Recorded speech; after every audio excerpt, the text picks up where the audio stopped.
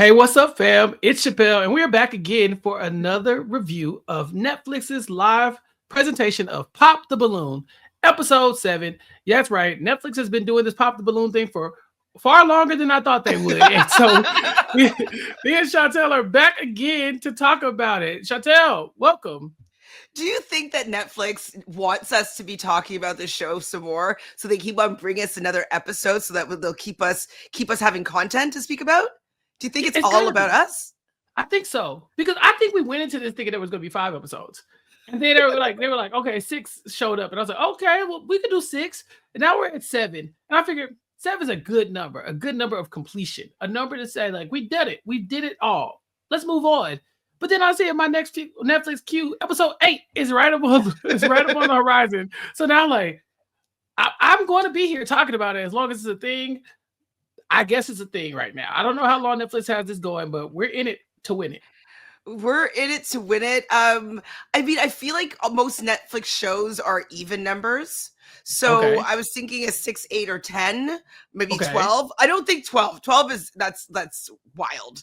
Yeah, You what are guys they know doing? it's 12 episodes? No. Yeah, there's no way. There's no 3 way. months to pop the balloon? No.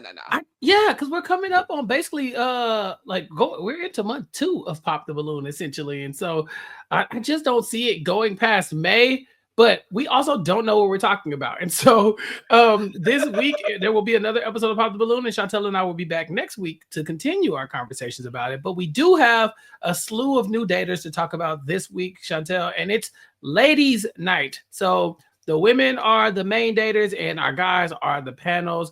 And we also get some follow-up on some past data information. You know, we've been saying that we wanted this. And so we get what I guess the continuation of Jake and Sydney from last episode. Were you happy to see that they seemingly have some type of chemistry outside of the show? 100%. It's a dating show, right?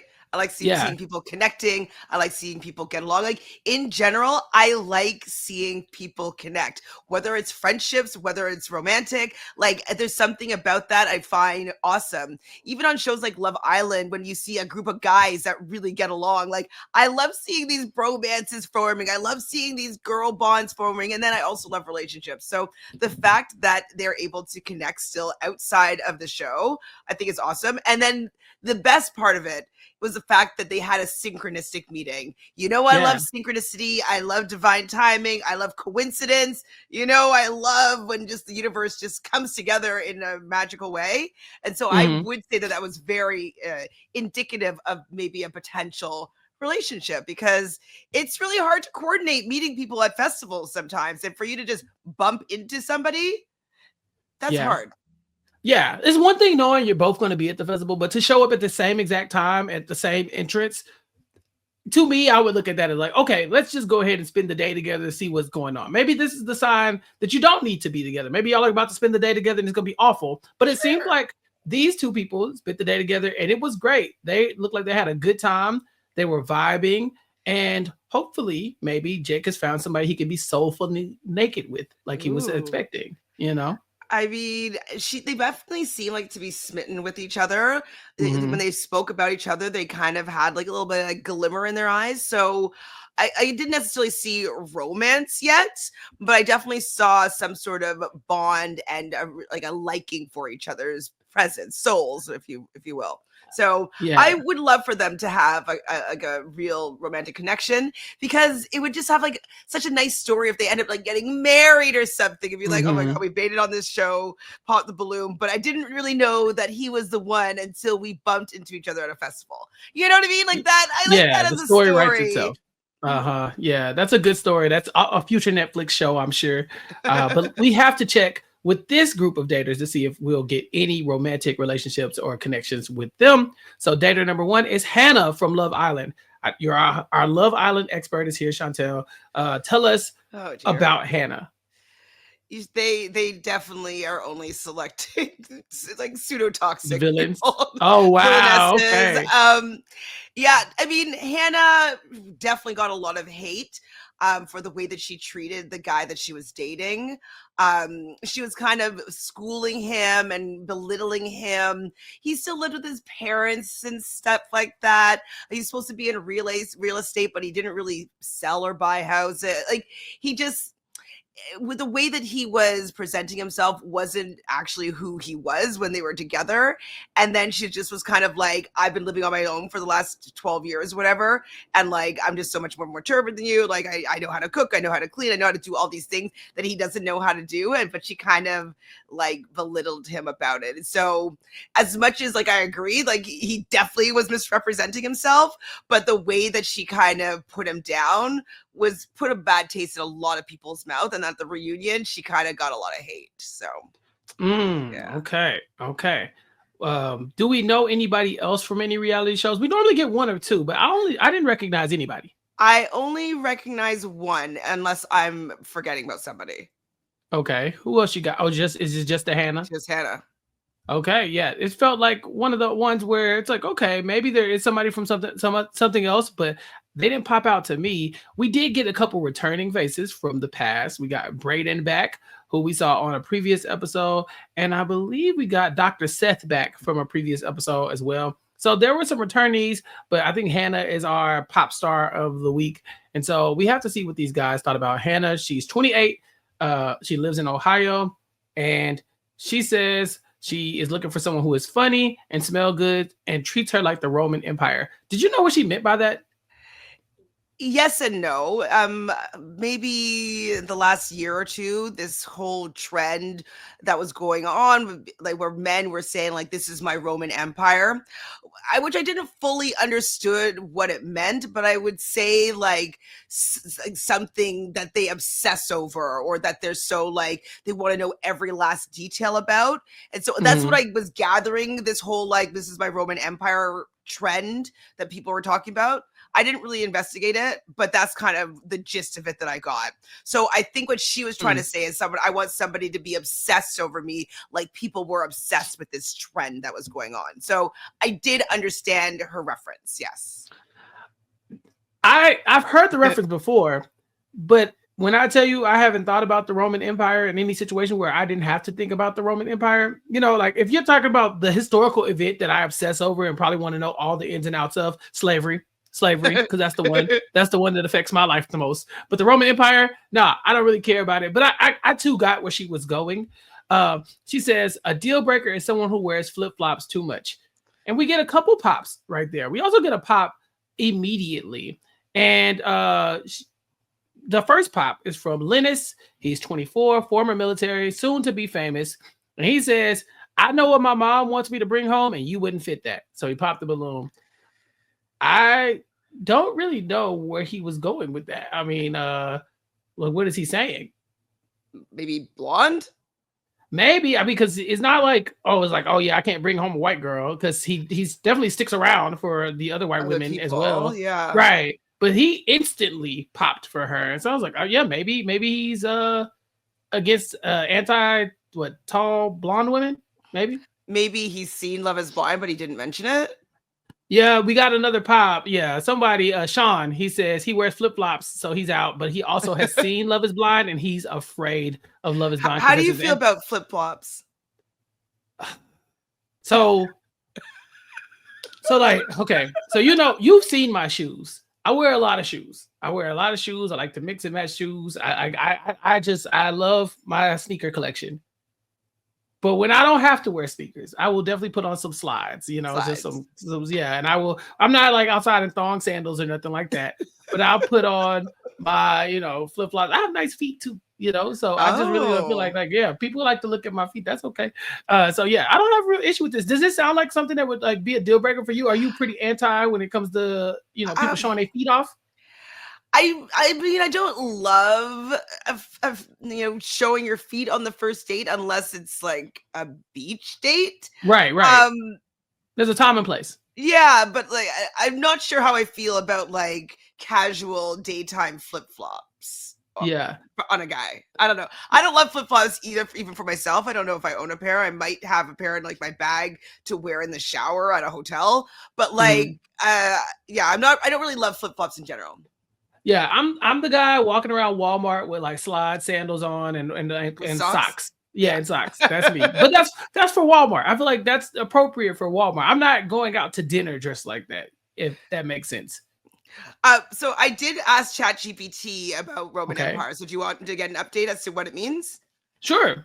Okay, so the Roman Empire trend is a vile social media phenomenon that began in 2023, primarily on TikTok. It involves women asking their men in their lives, "How do you think about the Roman Empire?" Surprisingly, many men responded that they think about it frequently, sometimes even daily, leading to widespread amusement and curiosity online. So why the fascination? Several reasons have been Yeah. proposed for this expected male preoccupation with the Roman Empire: the historical significance, the pop culture reference with films like Gladiator and various documentaries have romanticized the Roman history, and then masculine ideals. Some suggest that the empire's themes of conquest and power resonates with traditional masculine archetypes. So, I Um, mean, I could read more, but I think that she might misunderstand the trend. But yeah. I kind of understand where I think she was going with it. Right. Apparently, men obsess over the Roman Empire, and she wants people to obsess over her as Yeah. well. She will go on to ask a question. She says, "What is the pettiest reason you have cut someone off?" I think we've talked about this, something similar to this before. I don't One really guy know. says, "Yeah, I mean, how many iterations of these questions are we going to get, Chantele?" But we got one guy who says, "Yeah, 7 gym memberships." What could you possibly need 7 gym membership for? You don't have like an all-inclusive, like like a multi-purpose center that you could go to that has a pool and also like all the other things you need. I 7 memberships know. seems like it seems excessive. Well, yeah, at that point, I would think you just join a club, a fitness Right. club, A fitness right? club. Because then you'd have every single fitness class that you'd want. You'd have the Uh-huh. pool, you'd have the showers, you'd have the weights, you'd have teachers, you'd have personal training if you want. You could also, there's usually a restaurant, there's usually a cafe, there's usually a Yeah. smoothie bar. Like, if you're going to spend, like, how much money is he spending on each of those memberships? Like, say $20 a month per membership. Uh-huh. So you might as well Yeah. spend that $140 a month at a fitness center where they wash your towels for you, Right. And it's like No, I social. agree. Yeah, because it's a membership and it's social. Like you start to get to know everybody there. You plan these these like workouts and stuff. Yeah, I definitely think there's a better way to go about this. I need a fitness center because it's like the gym I go to is very cheap, which is why I don't have one. Right, I go to a cheap gym because all I need is the weights. I'm in and out. I don't take a lot of time in there. But I would love to have like I'd be able to go do these certain classes because I'm sure he has like one of those like hot yoga classes, like a membership for that kind of thing. He probably has a spin class membership, but there are places that you can house all of these things at. Maybe not in his area. Did you catch where he was from? I don't remember. No, I definitely don't No. remember where he was from. Yeah. I just, he's posting it as being a red flag. I think it's a red flag that you just haven't figured out how to streamline that. Why are you going to Well, 7 different places for the same thing? yeah, I mean, he says that like if you're not active, I guess that's his like petty Okay. reason for cutting people off. She does pop her balloon for that. She doesn't love that. Well, she used to be a little bit heavier. Oh, okay, yeah. So she's like, So I got in from she shape, was but I also not about to on do that. Love is Blind to the Uh-huh. reunion, she lost a bunch of weight, and so she's Oh, still okay. thinner than she was when she was actually on the show. Mhm. I don't remember if it was just like diet or if she was also working out, but she wasn't always like the fittest person. Like, she wasn't going to the gym all the time, from what I remember of her on the show. Right, and it doesn't sound like she's anti-gym. She just says she likes laying around and getting some Getting bed bed rest. sores. Right. I understand that. I'm a very active person, but when I rest, I rest. Like when I'm like, if I'm like, hey, I need the day, then I'm not moving. I'm kind of in like a space. Now, once I start going, it's impossible to stop me. But when the time comes, I know how to rest like nobody's business. I can lay around. I'm with you. Yeah. I Yeah. We definitely watch a lot of can. TV. That's the I perfect watch TV watching a time. lot of TV, and I'm like, okay, Uh-huh. so what series am I going to spend 11 hours in bed watching right now? So I do understand the bed sores, to be quite Yeah. fair. Right, exactly. But I think we get a pop there. Dr. Seth is back. he says that he a woman can't have bigger hands than him. And so she pops there because she says she's a tall girl, she has big hands, and he probably wouldn't be into her as well. Big hands wouldn't really bother me. That's not like a thing I would notice. I wonder if it just because it may make his I parts mean, appear smaller. That's what he he was did kind of. mention the bedroom as well. So yeah, maybe Dr. Seth might be a little freaky. Maybe that's what's going on here. He also doesn't really know how to sell himself. He's in his mid-30s and like I think he's an okay looking guy. He's tall, he's a doctor or has a doctorate in was it physical therapy. So Something like like that, yeah. he's put in some years of schooling. He's a DJ, so you'd think that he'd be social and know kind of how to have a little bit of like energy and maybe a bit of swag. But he's just comes across as just kind of nerdy, not in a cool way. You know? Yeah. I mean, Dr. Seth is not getting a lot of play on these Pop the Balloon episodes. I wonder if he'll come back for another one. If we get more than episode 8, then maybe we'll see Dr. Seth again. Because at least he's not going to give up. He's still sticking it out. The last episode will be all the people that have returned will be like on the last episode. Because like I guess they're the stars or they're the people that have the most free time. What do you think? Yeah. Oh yeah. Pop the Balloon All Stars coming soon, I'm sure. Episode 10. Right. So what did you think about David and his ick? He says he's 32, but he says he doesn't mind being barefoot, and one of his favorite places is West Virginia. So that was a good sign. But he says people who clap on planes when the flight lands. Now, Chantele, you're on planes more than most people I know. Mm-hmm. I'm sure you've seen it. How does it make you feel? Every time. Now, before all of these plane catastrophes that have happened in the past year, because yes, there's been plane crashes, probably one every year or whatever, but in the last few months, there's been a lot. And so I would say that it's a little bit more accepted now to clap because it's like we landed upright, everybody's alive, we are safe, you know? So now it's a little bit different, but before it used to be a pretty big, it would be a little bit of an ick. I don't know. Yeah, I agree. The pilots can't hear you. It feels embarrassing because if you like the front of the plane, you have like one flight attendant that can see down the whole plane, and to see people like clapping, it's just like you're such a like it's just so awkward. And I don't know if you've seen those Spirit Halloween costumes. There is, let's see if I can find it, but there is a Spirit Halloween costume for people that clap at the when the plane lands. So let me see if I can find that costume for you. I can't remember the last time I was on a flight where someone clapped when it landed, but I was like, well, you go on a lot of flights, but I think one time it happened. Oh, well, one thing about me is I'm gonna go sleep on the plane every time. So I probably slept through it. If it happened, we probably touched the ground, they started clapping, and I woke up shortly after. But I think that one time it happened and there was like a lot of turbulence. I remember the people like, you know how when turbulence gets bad and people like actually start to like yell a little bit, like, like I feel like we had went through one of those patches and that kind of had everybody on edge. I think it was like a rough landing almost. And so maybe that's why it doesn't really bother me because basically my headphones are in. I'm not going to notice it either. But if the person next to me started clapping, I would definitely look at them crazy. Just a little bit. People do clap all the time. And it's embarrassing. But because like I said before, some of these catastrophes have happened. I understand it right now that people are just like, whew, okay, I'm on the ground. Like I'm safe. I'm alive. And so I think people are getting a little bit more grace with the clap now, but in the past, like no, they were it's like okay, hold on. I think I found it. Okay, where is it? Okay. And it's the Spirit Halloween costume of person who claps when the plane lands. That's an easy costume to pull off. Yeah, is that we're gonna go as next year? I'll clap on the plane. Yeah, I'll just to make people uncomfortable. Yeah, just to make people uncomfortable. Because I didn't know it bothered people that much, and now that I'm hearing it, I'm like, yeah, I could see this being annoying, especially if you fly a lot. You're like, oh, here comes the clappers. Okay, clearly you don't fly that often. You know what I mean? It just shows like you know what bothers me more. Oh, what? The person who, if we're at the back of the plane, why are you standing up immediately when the plane lands? Like, sit down. We're I not getting off the agree. plane Yeah, anytime it's gonna be soon. forever. And it's not gonna make the process go any quicker. But I do stand up sometimes just because I probably have not moved for a few hours. Yeah, like to I stretch might your stand legs. up to stretch my legs. I usually Yeah. sit in the aisle. I'm an aisle seat person.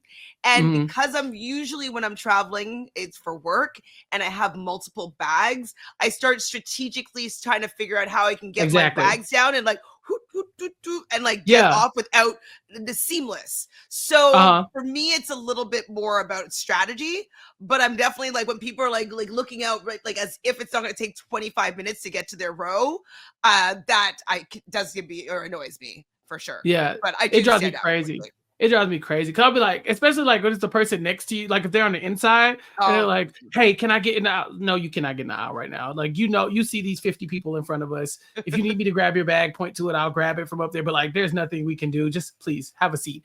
So that would bother me a little bit, but I don't think I would dump somebody for it. yeah, no, I wouldn't dump anybody for it. I'd probably just No. kind of train them how to, have a better plane etiquette. That's all. People can learn. So it comes down to David and Austin, and they get to ask her a couple questions. And he asked her about like what are a few things that are not about her looks that would say that make people like her. And she said, well, she's funny and she likes to talk a lot. And I was like, okay, join the club. Because I mean, she's not funny enough. I mean, I don't think she could take that she's like, you're plane. not that funny. Yeah. Did you find her funny? Did you laugh at anything she said?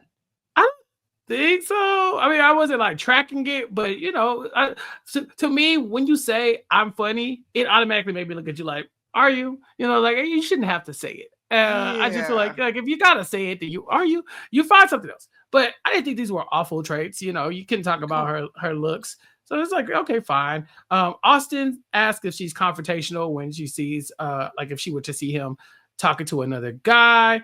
And she's like, no, that really wouldn't bother me like that. Like I would ask about it, but I wouldn't throw a big stink over it. So she ends up dismissing Austin because David was treating her like the Roman Empire, essentially. Like he was kind of fawning all over her, talking about how much he loved West Virginia and blogs for West Virginia and how much is like his favorite place. I think she even said like he's been there before and it's the neighborhood that she's kind of from. So it felt like if you want to talk about, the universe stepping in, it's like, woman from West Virginia, guy who loves West Virginia, y'all figure it out. I mean, I think he laid it on kind of thick. It seemed for me kind of disingenuous. But if she wants to make sure that she makes a match and a connection and someone that she can go on a date with so she has a successful, stint on Pop the Balloon, then I think that it works. But does he remind you of anybody that we know? No, who'd you get? I think his name is Jonathan. He just Jovo. posted yeah, you just posted a picture with him and Sasha and you like a couple days ago or like a week Oh ago. no, that's Jason. Jason. So a little bit he reminds me of him, just like something about his eyes and like his hair a little bit or something. Anyways. Oh, yeah. Oh yeah, I was just the whole time I'm looking at him, I was like picturing him. Yeah. And so yeah, it was entertaining for me anyways. Yeah, Jason is smooth. He's funny. He's hilarious. I would love to see him on something like this. It would be so much fun. But yeah, so we get a lock. We get a lock between the two of them, and then we move on to our next dater, who is also a tall drink of water, as they say. Her name is Lauren, 26. She's a CEO. She has no exes because she doesn't count the ones that was in high school, and she likes adventure. She says zip lining and doing like fun tasks like that, but also she likes staying home, Marvel movies, reading. She says no to people who go out a lot at night and no to a lot of drinking. We get some pops very quickly.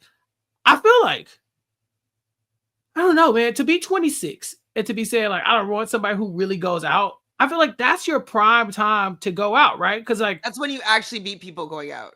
Exactly. Like when you're 21, you start going out. Well, you probably go start going out earlier than that. But when you're 21, you can drink legally, at least in the United States or in my neck of the woods, right? You can drink legally. And then by the time you hit 25, that's when the good clubs and lounges are open for you, right? Like we have age limits on that kind of stuff. They're like, hey, the older, more serious, like you can sit down and vibes. Right, you can sit down and talk to somebody at a bar, a club, those types of that's 25 and up.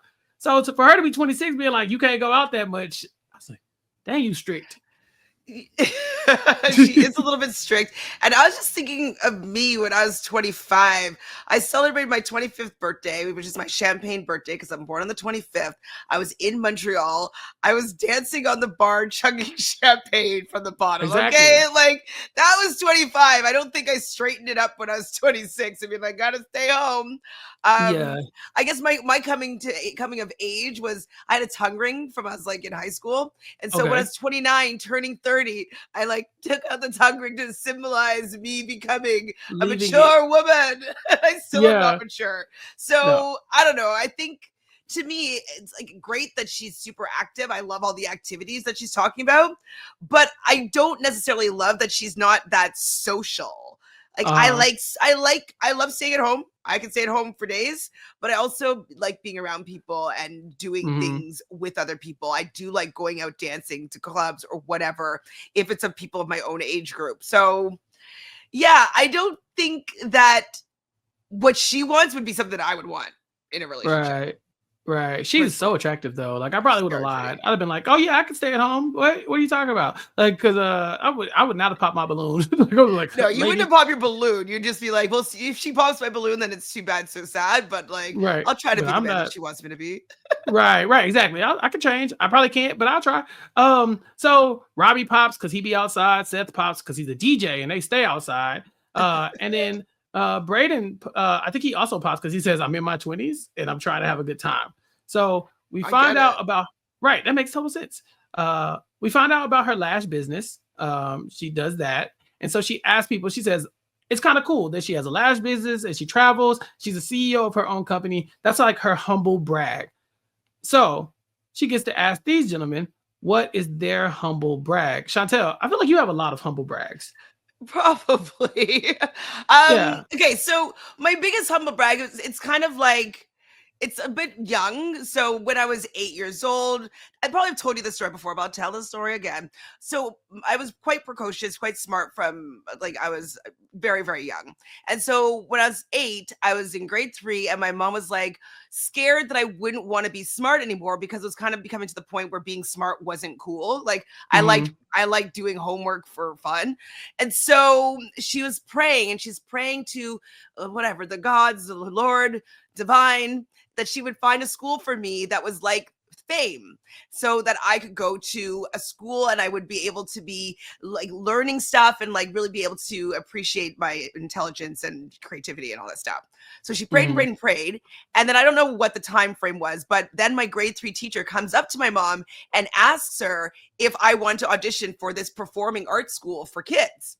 And so she's like, well, my prayers have actually been answered. So it was just me and 2 other girls from that class. We went for 6 weeks. We went and auditioned. So we auditioned in music, dance, drama, like visual arts, like everything. And it was like all day for 6 weekends. And then I waited the entire summer, like praying that I was going to get into the school. Like I looked at the letters in the mailbox every day. I'm like, please let me get into the school. And then I did get into the school. So out of 600, I was one of 60 that gets into Ooh. this school. And now I can sing in multiple languages, play multiple instruments, like all these artsy things. And it kind of really geared me towards, a side passion in the arts. But so that was when I was young, though, and I went through all the way through high school and stuff like that. But then I'm gonna share it. So if you can let me share this, Ooh. this was like the first thing that I got to do as I would say an adult that I would say that I was proud of. Okay. Okay, here you go. So I'm gonna play it. Hopefully, I'm gonna only play 11 seconds of it. So Okay. hopefully, it doesn't get like a copyright thing. But then you can I just think cut we'll it be out, I okay. guess. Okay, I think 11 seconds will be fine. Okay, so I am going to play just the end of this. Okay. It's your watch. You can tell more about a person by the watch they wear than anything else. Seiko Kinetic, powered by the movement of your body. So I booked that commercial or that gig when I was like 21, I think. And it paid me so much money. And like, I was like doing that for about 5 years. I was the voice of Seiko watches. And like, it was all across like the world basically. And so my family in England, they heard the commercial and so it was like the first time where I was being recognized for some of the things that I was doing without, being like, hey, I'm in a show, or hey, like, it's like people actively heard me on a commercial and being like, is that you? Right. And so that would be like, my first adult, point of recognition or whatever. That was kind of like a little humble brag. It was like my first big gig. Okay. The voice of Seiko watches is crazy. That's amazing. It only lasted like 5 years, and then I became union, and so I couldn't do it anymore. But that was before I was union. Okay. I think mine, like, I was like, I got a couple. It's just things you don't talk about, right? So like the one, like I know I always tell people, like, I try to downplay my intelligence in a lot of ways, but like I was relatively decent at school. I definitely graduated with my master's degree with 4.0 GPA, all that kind of stuff. In education, student development and leadership in higher ed. I think I wrote a 40-page paper for my thesis when I was in undergrad for communication, and it was about the movie Easy A. 40 pages about Easy A. Wrote it for my thesis because I like to watch a lot of TV and movies and stuff like that, so it was easy. So there are like definitely aspects of me that I just don't really talk about too much, like just the ability to do stuff like that. It's kind of cool. I was in 2 Super Bowls halftime shows, so that's cool. And then recently, and I don't even think I've ever really talked about it outside of when I did it, I was on that true crime documentary for Death by Fame, season 3, episode 7. From G to Gent or something like that. I think that's what it's called. But anyway, it was me. I was a talking head on there. And so those are really cool things, but it's not like I walk around with I was on 2 Super Bowls badge. Now, don't get me wrong. Every year when the Super Bowl comes around, I might mention it. Hey, this is my second Super Bowl. I remember mine. But for the most part, I think those are my cool things that are about me. Cool. My 2 truths and a lie. Yeah, nothing crazy. Just some and stuff. your full Super Bowl story is actually a pretty good one, if I remember correctly, because you told me before. I don't know if you told me on a pod or in person, but I remember hearing some of these stories, and they're pretty good. So yeah, and it's just kind of like was in the right place at the right time, and also have like just it's kind of like when your natural abilities and your gifts align with the work you're doing, and you be in a certain spot. It just sometimes the universe just says, here's a thing that you can do. And so I've done a few things, but we get some other humble brags here. Muhammad says he has this cool anime collector's item. She didn't seem that she cared about that at all. But Sean is 28. He's really good. Sean said he had a famous singer paying his rent for about a year. Chantele, what would you think this is? I don't know. He's 28. But like, so, I don't think the age like, is it a younger? Well, that's what I'm saying. Is it a younger singer, like a newer singer? I feel like it's an older woman, like a Toni Braxton era. You know what I mean? Oh, yeah. Like maybe like 50. Yeah. 50? I think he said he's from Florida, so maybe it's like I don't know. It could be anybody. But right. He's from Florida, but she said paying the rent doesn't mean you have to be local either. We're looking for like I could see an older woman like kind of like just like, hey, I'll take care of your rent. Like how Stella got her groove back, Right, exactly. And she wasn't even that old. They played her. I know she's like 35. the problem was that I think he was like 18. So like it was like, ma'am, Stella, grow up. But yeah, that was interesting. I don't know how I would feel if a woman told me like, yeah, this famous singer was paying my rent for you. I'd be like, and y'all don't talk at all, right? Like ever? Like that's kind of like what Chase's question was, though. It was like, what can people flying you to Dubai or whatever? I think it's kind of similar if you're having other people take care of you in that kind of way for your company or sexual favors or whatever. Like it definitely, I could understand it being a little bit of a red flag. I could see that. I would want more information. I'm not saying I would be like, absolutely not. But I definitely want to know, like, what do you mean by that? Like they took care of you. Was it in exchange for goods and services? Were y'all dating? What was the situation? So that I know when I hear that singer's song on the radio, if I should care or not, And like, Like, was if that I'm song about you? right. Like, if I find out, like, oh yeah, you just dated Usher casually for a year, I'm like, then you don't want to date me. I'm not Usher. I don't got nothing. I have nothing for you that Usher got. You know, like Usher can give you the world, and I can give you nothing. So here we are. So I don't know. That was a very interesting humble brag. You know, That was it's a pretty big brag. I wish he actually name dropped. If he name dropped, I'd be like, yeah. yeah. I mean, I guess it's a little bit lame, but like, I want to know who it is. Like, it would have been it is been more enticing. No, I'm with you. It is lame to speak on it, but at the same time, come on, Tell we me the need the juice. name. Yeah, let us know. We ain't gonna tell nobody. Yeah, we get Jamie on, who is a fashion designer. He says he can stitch and sew and tailor things. And then, of course, we have Linus, who says he's the best dancer on stage and he's amazing with kids. And he starts to pop lock a little bit.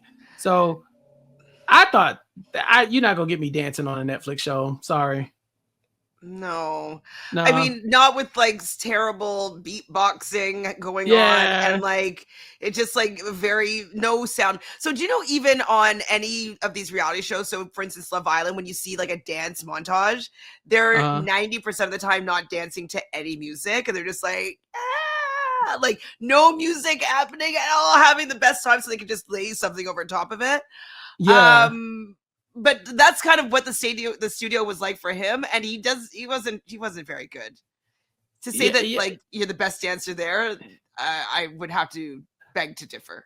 Right, it's like we don't know that. Yeah, it's like if I had seen something that really, I was like, I don't think you know that. You're confident, but I think I could see other people stepping up and doing that kind of dance. Yvonne. I think Yvonne got it. Yeah, I think she could get him. So our CEO ends up popping for Jamie on because he's a short king. She pops for Linus because she can't dance. So she says, what would they do together anyway? And he says a line that, I figured was coming eventually. He says, well, you're definitely a tree I would like to climb. And I thought, I'm sure tall women get that a lot, but it feels like a little cliche. Like, I don't know if I would ever get caught saying that on TV. And it would give me the ick if I was a tall woman that someone said that they want to climb me. Like maybe a guy might like it because they want to feel big and like, oh, this little girl, like, oh, climb, whatever. Like it works that way. But like, I don't know. It's like a little man like crawling up this large, it's not the right dynamic for me. Short kings go off, but like, yeah, I think it would give me the ick. I'd be like, okay, glad I popped your balloon. I don't want you climbing me.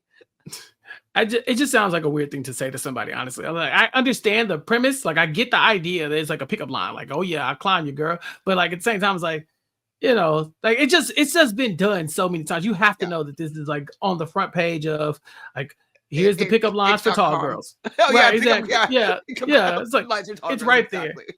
there. What do you think about the fact that she doesn't know how to dance? Would that be a deal breaker for you? Not a deal breaker for me, but you're gonna have to try. Like, you might not be able to dance, but you gotta try. Like, if you say I'm not going to attempt, like, it's like, then what? Because that means if we go to the function together, I gotta dance by myself. And we're the people that start the dance for. We're gonna dance. Yeah, we're gonna dance. I will be dancing the entire night, likely. You know what I mean? Yeah. So it's actually one of like my deal breakers, to be honest. You have to at least like moving, grooving. I prefer if you were good, because like I love a dance battle, very fun. Like if you can't dance battle me, like I can't date you. So yeah, it would be a deal breaker for me. Sorry, she's very pretty, but very pretty. Staying in and not being social and not knowing how to dance, I'm like. Yeah, I always imagine myself at the wedding reception, right? You're at the reception, they do the toast and all that kind of stuff, and then the DJ starts to play. And if it's the right song, I'm getting up. Now, if you're looking at me like, you go have your fun, what the hell? Why did I bring you? You're supposed to be my plus one. Like, we're supposed to dance together, Yes. And so, yeah, like I said, it's not a hard deal breaker for me, but you got to be willing to get up. You can't just leave me out there hanging, because But the thing is, I mean, I agree, like being willing to get up, like might let it go, but I like people that enjoy it. Yeah. And so if it's like, okay, like we're going to a function, he's going to make me dance again, like that's also not fun. So right. maybe in the beginning stages it will work, but if you don't actually like dancing, like I don't think it'll ever work. No, that's a good point. She does end up popping Sean's balloon because he has a kid, and she's like, she's not ready for that. And so she comes down to a couple. She gets Austin and Muhammad down as her final two, I believe. She tells them that she draws her inspiration from Kobe Bryant and Beyonce, and she even has a Kobe Bryant tattoo behind her ear. Austin says he gets his inspiration from his mom. Muhammad says his parents as well, and the producer, The Alchemist, because he really likes to do music. And so when it comes down to the two of them, she has to choose between the musician and the basketball coach. And she does choose the basketball coach, Austin. It's a lock, Chantele. Were you surprised by this couple? I don't think they'll last, but I think they'll go on one date maybe, and I hope to maybe get that whole package for their date that they go on. I just didn't see them have like a big connection personally. Yeah, it was a lot, but I wasn't like, oh yeah, good for them. I was just kind of like, oh, okay, whatever. This seems like cool. It seems cool. Maybe it'll last, maybe it won't. And like, do you think he looks like Tommy Lee? I guess he does a little bit, but I don't know. He just didn't seem to have a personality. I don't know. I found him to be kind of flat. His personality was that he was tall. Yeah, tall, and he looked like Tommy Lee. Yeah. Okay, well. That's another lock. We started getting more locks here nowadays. I think in the early stages, it was hard to come by, but that's 2 locks in the first episode. So then we meet Madison, 29, from LA. She's a social media marketer, and it's been 4 years since her last relationship. She calls herself a social butterfly, and she loves when people love her. And her big red flag is prison. I think that's fair. I think if you really dive deep into it, it's not fair, right? Because we know the criminal justice system in the United States is broken. But I ain't gonna look at you too crazy if you say you don't really want somebody who's been institutionalized. I think that can mess with your head. Well, it just even like with these reality shows, they ask like, have you ever been charged with a crime? Have you ever been arrested? Like, I don't know. The fact that you can't answer all those questions like freely, that would be a lot of a red flag. Yeah. Country. Oh yeah, can't leave the country, can't have a passport, all those things, red flags. So I'm about to go. I got to go. That's one thing about me. We getting on the plane. So if you have any hangups that's not gonna allow you to get on the plane, go ahead, pop your balloon for me. It's not gonna work. Agreed. I'm right there with you. So we get an instant pop from Linus. He says she had too much pick me energy. I guess his mom would have been okay with her bringing her home, but he just didn't like the way she said she loves when people love her. I don't even remember who this woman is right now. Yeah, there you go. Oh my god, I have. I believe she was a brunette, and she was short. She was shorter. She was very bubbly. She had big energy because she was talking about how she falls for a love bomb. She's like, that's her toxic trait that she always falls for. When somebody says like, I love you, she's a lover girl. So she's ready to go there with you. And she had some good momentum and like rapport with some of them. There was a moment where she was talking to Brayden, and he said his toxic trait that he always falls for is a flirt, because he's a flirt. So if someone's flirting with him, he's flirting back. Robbie says he likes a girl that plays games. He said if a girl, like if a woman pursues him, and then when he takes the bait of the pursuit, she then ghosts him or plays aloof or hard to get, that gets him going. He appreciates that. Oh, so that's how men fall in love, is through absence and through like not what's the Vexaprin? I can't remember the hormone that men release that like makes them fall. Vexaprin. Anyway, someone will tell us in the comments. I don't know in a second. But you know how women like have endorphins and like all these things that like make them endeared to a man. Mm-hmm. Well, the men have another one called, I think it's Vexaprin, that it's obtained by either absence or doing things for women. And so really, apparently this is what they say. They say. Yes, them. This is funny because I just don't have it in me to play the games. If you like, I like you, and I'm like, cool, I like you too. And then you push away, you're like, all right, well, bye. If you ghost me, I'm just like, hey, boom, we're good. Like you can't come back. That's the thing. You got to ghost me all the way. Because if you come back, I'm going to resent you for it. And not only am I going to resent you, now let the games begin. Now we're in it. We're in it. And it's not, there's no oh yeah, it's like this little cat and mouse game, hard to get all this other stuff. Now at that point, I'm in my menace era, and I'm gonna make you pay for ghosting. Menace era. Oh boy, how Yeah. many people have been introduced to the menace era?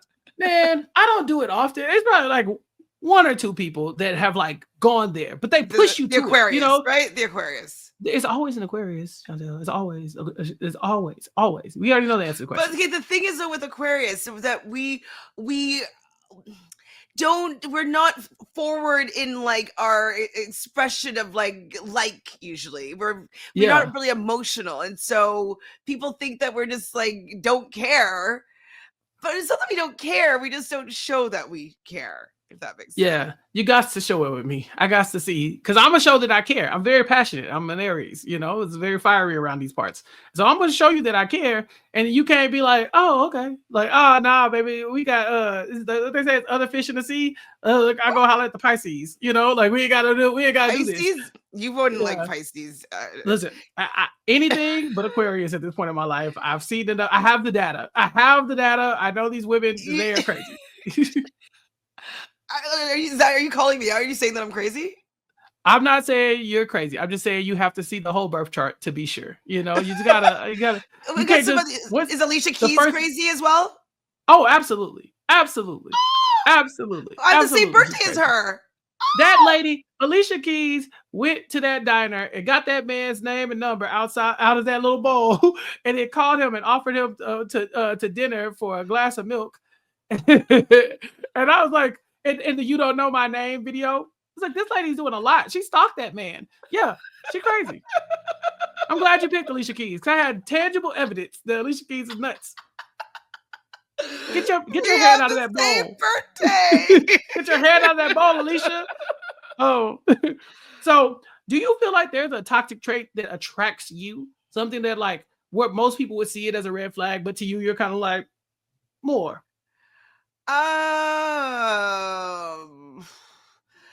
Not really, because like anything super toxic, I kind of roll my eyes to. You know what I mean? I'm just like, it might be I'm too old for it.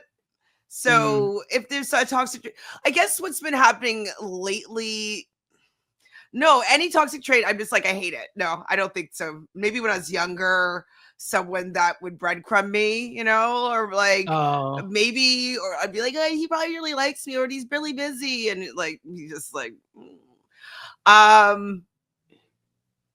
yeah, so maybe me thinking that like I'm the only person around, and like they have maybe other friends. So when I was younger, but I haven't had that experience as a mature woman.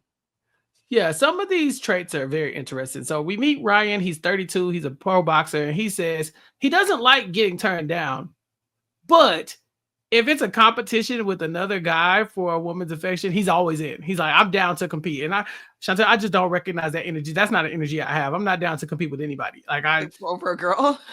Oh, I'm not competing. Like, is it me or not? If it's not me, then go do your thing. Like, I don't have to do this. Maybe I too am too old for this. I think so. I watch all of these love shows, of course, and sometimes they're like, two guys are they are kind of fighting over a girl, whatever. And it's kind of like, I don't know, if you don't know to pick who you actually like and you're allowing these two men to fight over you, that would turn me off. I'll be like, I'm just going to exit the chat. You guys can do your thing. I don't need to be part of this threesome thing. Either you want to get to know me or you don't. So yeah, I don't really want to be involved in that type of energy. Right. Too old. Muhammad. Yeah, same. Muhammad said he's down to chase what he can't have. He said, I like what I can't have. So if she is like being very aloof and like distant with him, it makes him want to engage even more. I think that goes back to that hormone you were talking about, where it's just like, like you said, absence or removal of affection is like, it also gets you going. But to me, I'm like, you got to be present, because it's hard for me to be present. So I can't be chasing after you, because I'm going to forget. I'm going to forget that I was chasing after you. That's one of my this one is foggy, y'all. So she ends up coming down to Braden and Muhammad. She pops for Braden because she says he's too much of a flirt. Muhammad, that he's too chill for her. And then Robbie pops because he says he really goes for the blonde women more often. So this poor lady is not anybody's type based on her hair color. But Ryan the boxer is the last man standing, and they kind of talk, and she says that she goes out a lot, and that he says that he doesn't go out at all. So if she goes out a lot, that really wouldn't work for him. He's a fighter, and he's not willing to fight and go to jail. So they have a disconnect. There's no pop. There's no lock here, just the pop. They're not going to find any couples in this match. But I thought it was very interesting what Ryan said, because he says, you go out too much, and if I go out with you, I'm going to want to fight somebody for you, and that's not a thing that I'm willing to do because I could go to jail. And I thought, Ryan, maybe you should just go to jail anyway. It's like, you should stay home. Stay home. If you know that you're going to go out with a girl and that if you do that, you're going to get into a fight and go to jail. Like, I don't know how you, like, I would never foresee that to be an end path of my night going out ever. It would just never be something that I could foresee. So I think that he might need to work on his anger issues if that's the case. Right. Like, it's like he's hiding from it. He knows he's the big bad wolf, so he's locked himself in the house and says, like, I will only date you if, like, we are inside. Because if we go outside and the rest of the world is out there and guys are trying to, talk to you or date you or get your attention, I will assault him. And that's what I was like, okay, Ryan, we gotta reel him back in really quick. Nothing more embarrassing than a boyfriend that's like drunk and starting fights. Like, oh, sorry, we just broke up. I don't know this. Damn. Okay, so the hormone is called vasopressin. So ChatGPT says this hormone, like oxytocin, is linked to monogamous bonding in men. It supports protective and possessive instincts and is associated with long-term commitment and caretaking. Okay. So you're saying when a woman pursues you and then pushes you away, it gets the vasopressin going? It can. Ooh, okay. Okay. So maybe you're fighting against the bond naturally that they might be, the power that it might have over you. Am I fighting it or is she fighting it? She the one pushing me away. No, you're fighting it because like you're supposed to be going after her, but you said you cutting it off, and you're like, I don't want to feel like I want to chase you at all anymore. So it's over. Maybe you're the problem.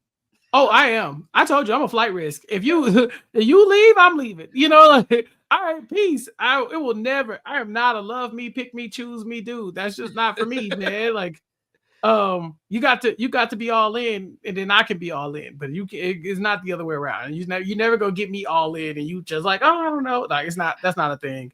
Now, maybe this is my toxic trait, but it's something that my mom taught me, and it could be considered a little bit toxic. She says, always make sure that a man likes you just a little bit more than you like him. Yeah. So that's also always in the back of my mind. Like, never let him know that you like him as much as you do, or, that you like him more than he likes you. You know what? Honestly, to that, I would say, I don't mind liking you more than you like me, but you can never let me find out that I like you more than you like me. You know what I'm saying? Like, if you know that I like you more than you like me, that's fine. But if I figure it out, oh yeah, absolutely not. My ego will stand up and be like, "Sir, we're better than this," and I will. I'm taking my ego elsewhere. Right? It's like you can have that, but you can't lord it over me. You can't use it. No. This is all secret. Yeah, that's what I'm saying. You can't use, because that's the thing. People let it slip. People that, because then you like, let's say you do something for somebody for their birthday or Valentine's Day or something like that, and then they don't do something for you, or they don't give you a call or something like that. Like where you go out, and I guess this is a me thing. Well, I would go out of my way for people that I'm enjoying, right? That I like. But then like after a while, I will realize if it's reciprocated or not. If it's not reciprocated, I bet you better not let me catch on. Like you better gaslight me, trick me, whatever it may be. Because the moment I realize, like, hey, I texted you on your birthday. You ain't text me on my birthday. That's crazy. Right, exactly. And so like that's the kind of stuff that like, oh no, man. Like I can't, don't let me find out. So no, that's definitely something that you would be keeping to yourself, but it's just so that you don't get, taken advantage. Like you just need a little bit more control. But I'm an acts of service, gift giving. Those are my two major love languages. So I love doing things for people. I love buying gifts for people, especially if I know exactly what they would want. And so, yeah, I that wouldn't be the way that I would display you liking me more or whatnot. But I can understand, like, if somebody didn't say happy birthday or all that stuff and we're dating, yeah, we would be done for sure. Oh, absolutely. Like some things you have to just be like, this person doesn't care about me, you know, and like, especially if y'all have established that that's a thing that you are willing to do for them. You know, I just feel like you got to be transparent about like, okay, I'm doing these things for you and I expect them back.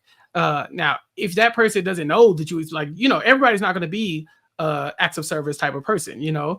So you have to know, but you also have, like I said, you got to be able to feel it. Like, you might not display your energy toward me the same way I display mine toward you, but you better not let me find out, because that's what I'm out of here. Oh, I know she likes gifts. I know she likes service. Right. Like, don't let me find out. So last we have Callan, and she's 27, a marketing professional, and she's looking for her lifelong love. Her parents met when they were young and were together for 30, 40 years. And so she's like, I want that too. We get an instant pop from a couple people. They say that she's just not her type.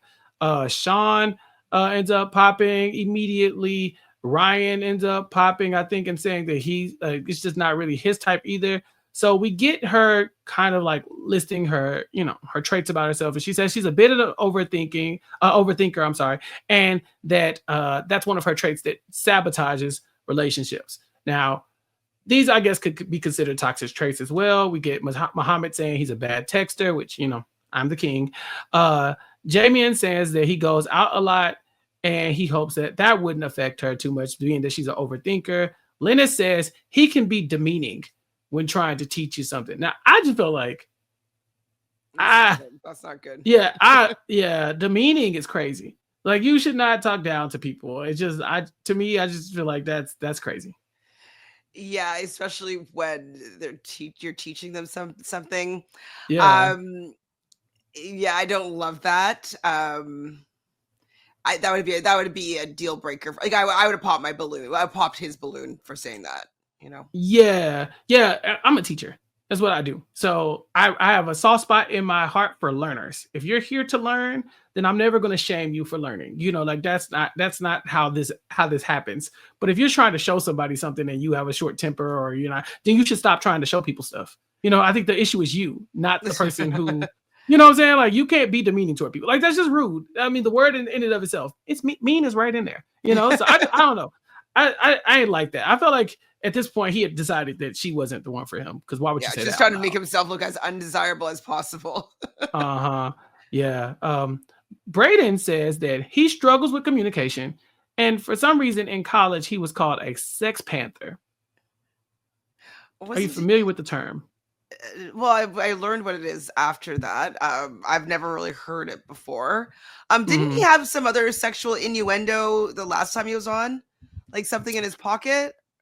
Was that what that was? I don't remember. I can't remember. I don't remember fully, but like, I feel like maybe, I don't know if this alter ego of his in university came up, or if it was somebody else entirely, but I don't know. He's kind of leading with his sexuality, but I don't find him sexy.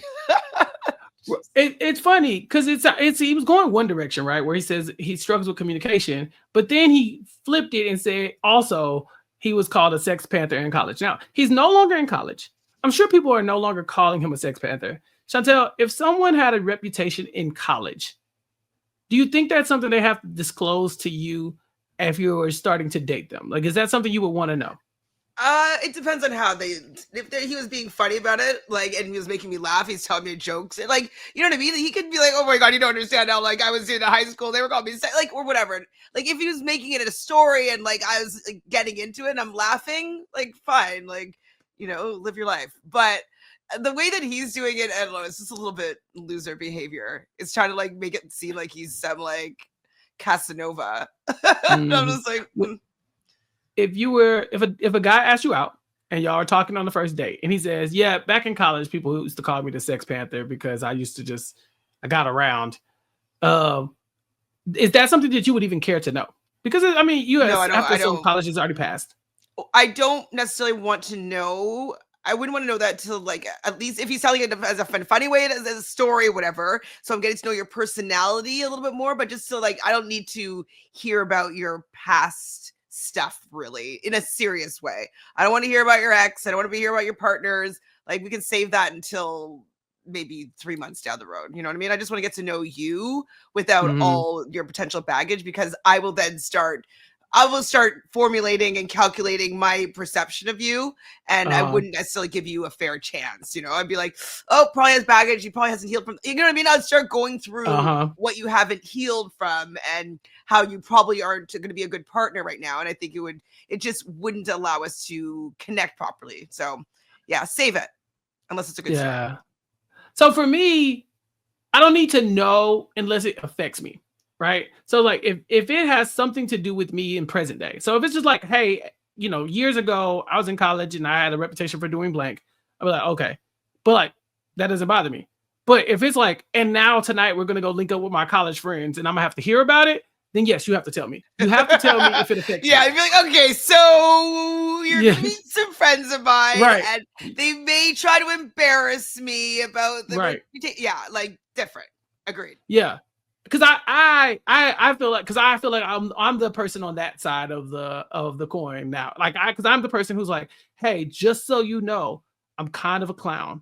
You know, like I know we're having a serious dating moment, but I should tell you that we're going to go link up with my friends, and they're all also clowns, and so it's going to be a lot of clownery. But you need to be aware of that. You know, going into it. Now, if it's like, oh yeah, years ago you were a clown, but you gave up the clown life. Fine.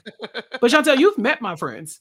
I had to give people the rundown before they even got there. Like, listen, whatever they say, don't believe it. You know, because they will sensationalize things about me that don't really matter anymore.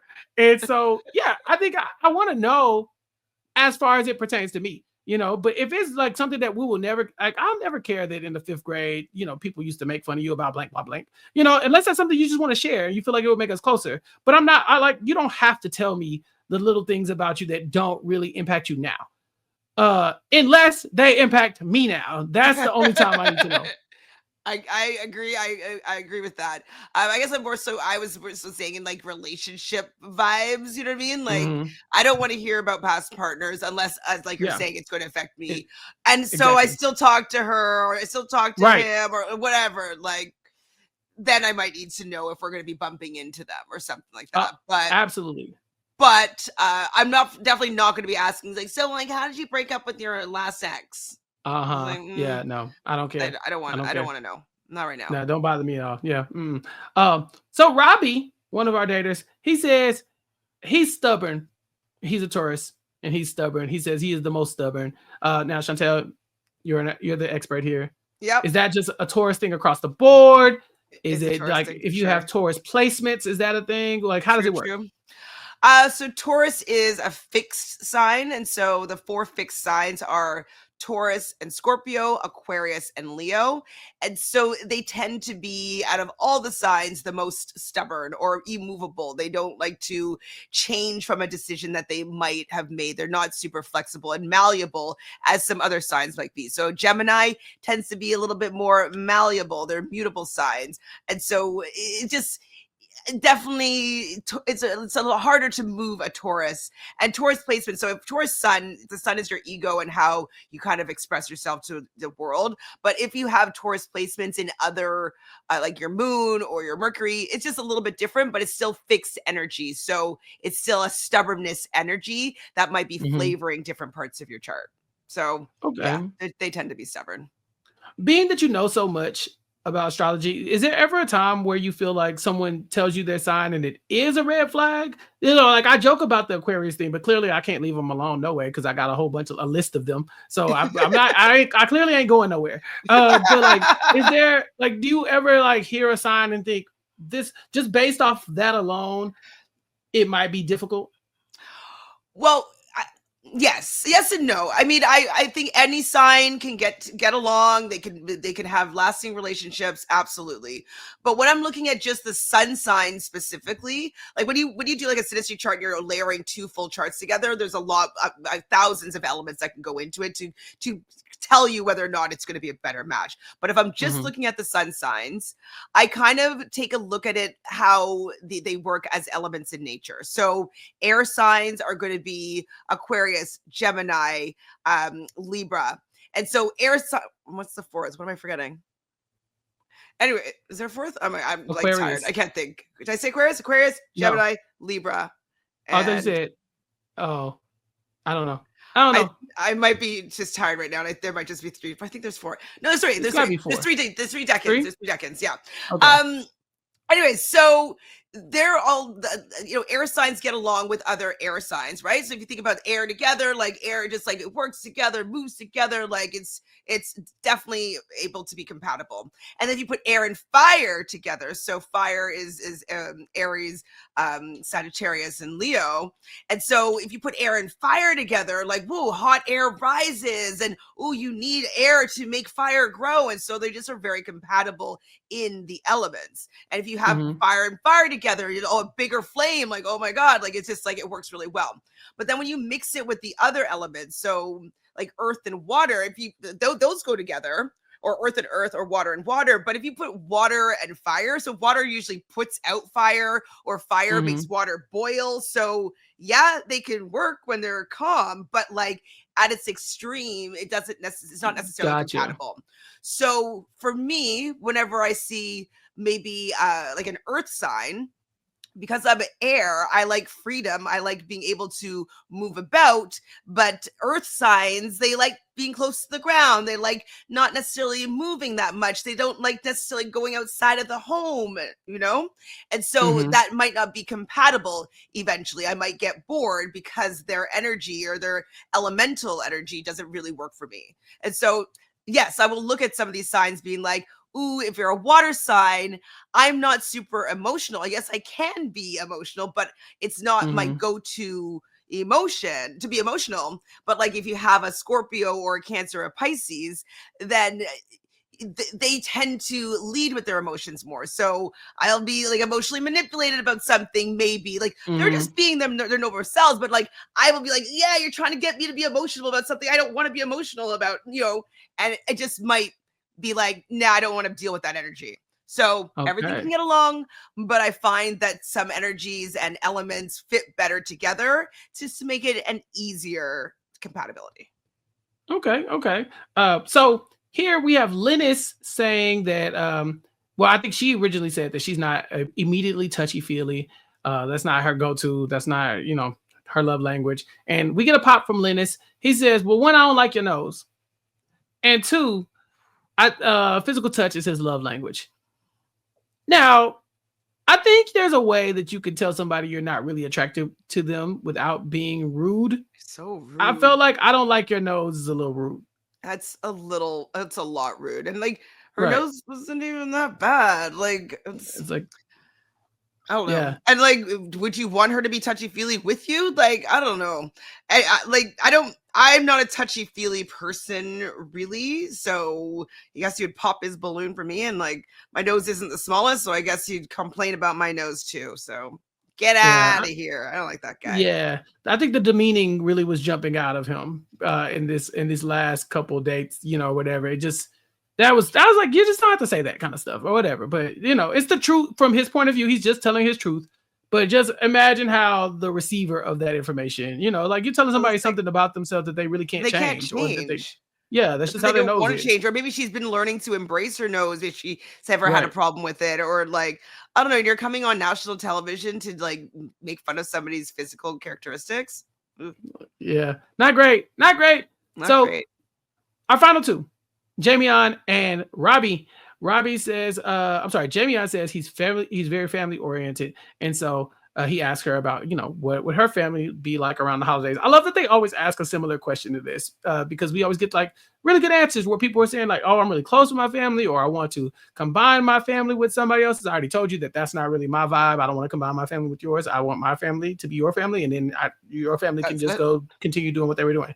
It's just not for me. And then can they Robbie call in on Zoom? Can my family call in on Zoom? We can definitely meet them. But I'm just not gonna be over there. Like, it's not like, oh, on this Christmas we're staying with my family. Oh. No, this Christmas you're staying with your family. I'm going to be with my family. I would love for you to come. So Robbie ends up asking her if she's book smart or street smart. Chantele, would you consider yourself book smart or street smart? And yes, you have to pick one. I'd say book smart then. Book smart. I'm probably more street smart than book smart. Like it's just smart though.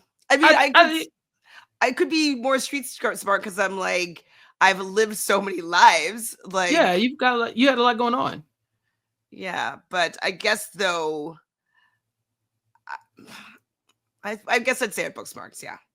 Mm-hmm. See, for me, I'm book smart about certain things. I'm very like I'm well read about certain subjects, but there are other subjects that I have nothing on, right? Whereas like street smart is just like, I think I'm pretty worldly, I think, at this point in my life. True. Yeah, but like I can tell you about my blind spots when it comes to being book smart. What is your blind spots? Oh, I got a lot of them. Like I'm just not really big into science. Like it's just I don't ever delve. Not to say that I can't learn it, but I used to be better for sure. Yeah, I haven't been in school in a while. Also, I don't keep up with politics at all. It's like a mental health thing now. Like, okay, maybe I'm more street smart. I just know a lot about everything. Yeah, like I know like stuff around me. But if you start asking me very specifics about like maybe like the government or different, like I got. But I would do some quick research and get like at least a stance. I can argue. Oh yeah, I'll get familiar. Yeah, I can get familiar for sure. But I don't know if I would probably consider myself maybe a little bit more street smart than book smart. But I think it's decent to have a mix of both for sure. Well, I definitely would say that some of my street smarts has come from my academic smarts. So like whether it's learning about hypnotherapy or, any psychology stuff that I've learned about or philosophy, like I'm able to kind of take that into the real world. I'm pretty good at reading people and being able to understanding their motives and what they're doing. I'm keen on like energy and presence and how, so there's a lot of things that inform me that allow me to be street smart. And so I know you said I can't choose two, but I am going to agree with you that I'm more street smart because I wouldn't say I'm specific about many of these subjects that you kind of brought up. I'm like, I don't know anything about politics really. I don't even know how your government does an election. I don't understand it at all. I actually do not understand it. I'm like, what does that mean? What's the electoral vote? Like, I don't get it. But I never been taught it also, but I don't get it. Yeah. So yes, there's some blind spots, but I was a math champion for a while when I was growing up, so math is okay. Okay, yeah, man, I don't do math. How does that help? I just don't do it. It's like when I hear math, I'm like, nope, I opt out. So we get another match because it comes down to Jamion. He's the last one standing, and he says he's locked in, and she says, "Sure, why not? I'll lock it in." I was just like, that's what I don't know. To me. Yes, they found a match here, but it was almost kind of like it's the last one of the night. This guy seems to be into. She said, "Why? It ain't gonna kill her to not pop her balloon." So yeah, I think we come out of this episode with two matches and two or three. Matches. I think three. Oh, you're not considering the last one a real match because it was just kind of like, well, no. Okay. I mean, yes and no. So yeah, I agree that it was like it kind of was just like okay, sure, whatever. But it counts. It was also a match. So yeah, we got three locks and one pop this episode. So yeah, the show I think is starting to deliver a little bit more on the pops. I don't know if it's because we're 7 episodes in or not, but that's seemingly going to be a pattern moving forward that we're going to get a lot of locks on this show. And so we're doing something. Is it leading to love? Who knows? But Chantele, I'm very much enjoying talking to you about it. And it seems like we will be back this week. To talk about episode 8. There's an episode 8, so 8's great. 8 is great. I highly doubt this show goes into June, but if it does, stay tuned to Recap Kickback to make sure you catch all of our commentary about Pop the Balloon, because it just seemingly will not end. And then come back. Yeah, it won't. We pop in the balloon and it's just not going anywhere. But Chantele, what are you up to in the meantime? What am I doing? What's month is it? It's May? So May. Love Island is coming out next On the way. week. Holy jeez Louise. No, the week after, right? Anyways, soon. And so I believe at least the Love Island USA's cast should be dropping tomorrow. I'm not sure when Love Island UK's cast will be dropping. So on my YouTube channel, Reality Realist with 3 S's, I will be talking about that show. And talking about like the new contestants that are going to be going to, I guess, Fiji for the summer. And then Spain for the UK. So that's coming out. But am I doing anything for RHAP? What month are we in? What's happening? Nothing's happening up on yet, June. Right? Nope, not yet. Not yet. We got some Survivor announcements coming this week, and so maybe there might be some room for us to talk about Survivor on RHAP. But right now, we're between shows. So yeah, but we didn't decide though. Are we popping this episode or locking this episode? You tell me. We got 3 locks and 1 pop. How'd you feel? I think it has to be a pop. Ooh, why a pop? Because like you said, the last one wasn't a real lock. It was just kind of like okay, let's do this lock. Yeah. So that's a little bit boring. And I just don't actually think that Hannah and that first guy are actually going to work out. Like I think they both just wanted to make sure that they got a match. And so it just didn't seem that genuine. And then who was the second one? The second one was Lauren, our tall CEO, yes, and Austin, our model. I also don't think that they're a real match. I just kind of think that they're going through the motions. They're like, okay, both very attractive people. Let's make sure that we don't get pied on TV, and let's just lock it up so we can maybe get another segment. So it seemed a little bit disingenuous. So it's a pop. It's a pop this week on Pop the Balloon Live Recap here on Recap Kickback. And of course, you can keep up with more Recap Kickback content over here by going to recapkickback.com/subscribe or checking out our beautiful faces on the YouTube page, youtube.com/@recapkickback to keep up with all of that and more. You can make sure you can follow me on all social media platforms at Recap Kickback to see what I have going on. As I said, the Survivor cast is being announced in a couple days. So we will have our Survivor 50 cast, and I will have a lot to say about that. You can also catch my initial reactions to the Survivor finale on the Club Condo podcast over on RHAP. Mari and I were joined by Entertainment in Colors Tamika to talk about Forever. We did 2 podcasts about Forever over on our YouTube page, so go check that out as well if you liked it. It's a great show, so we had a fun time talking about it and breaking it down. And then on the Nothing But Netflix podcast, Sasha and I are talking about Sneaky Links. We talked about the premiere, and now we will talk about the entire season this week on the Nothing But Netflix podcast. Go to nothingbutpod.com to subscribe to the podcast, or of course, check out the RHAP YouTube page, youtube.com/@ RHAP, I believe. But yeah, that's it for us here on Recap Kickback. Please tune in a few days to hear us talk about episode 8. And then after episode 8, we will see if there's an episode 9 and so on and so forth. But you will have to catch that all here on Recap Kickback. But for Chantele and myself, you ain't got to go home, but you got to get the hell up out of here. We'll talk to y'all later. Peace.